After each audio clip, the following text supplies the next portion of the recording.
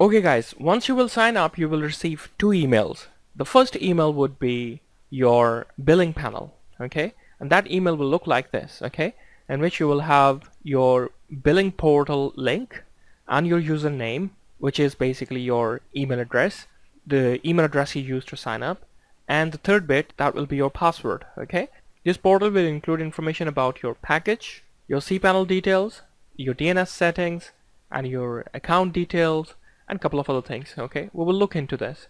And the second email that you will receive will be this, in which you will receive your cPanel or control panel information. Okay, very important email.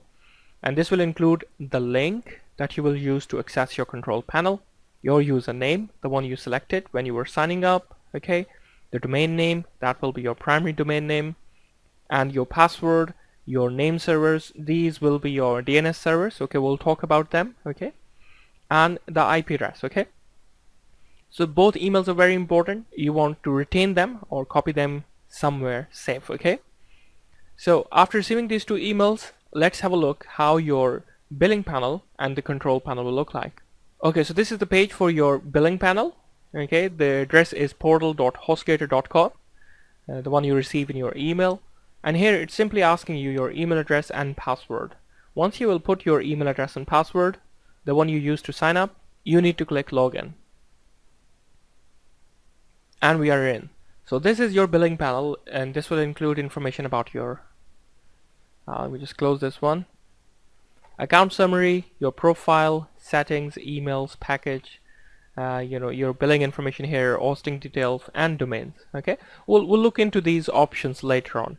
But this is the interface of your billing panel, okay, and right at the bottom you can see your package detail, and this is also a shortcut to go to the control panel interface, okay.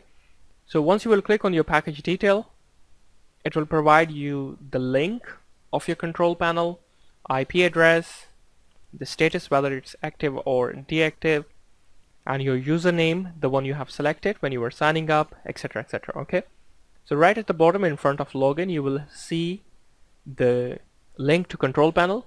Okay, that's a weird link, ends with some port numbers. Okay, click on this link and it will take you to your control panels.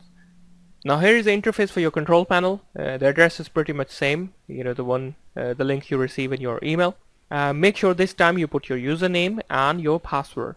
Okay, your username and password that you use to sign up.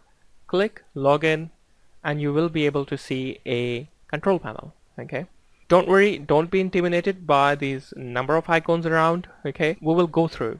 At the moment we are sticking to the one we really need to get this project going. Okay, so here is your control panel. We will use your control panel to configure your WordPress, your email address, and your database, etc, etc. Okay, so let's recap. So you have sign up with HostGator, you have got your hosting and domain sorted, you have got your billing panel and your control panel sorted. Okay, now this is the time to install WordPress. Okay, I will see you next video.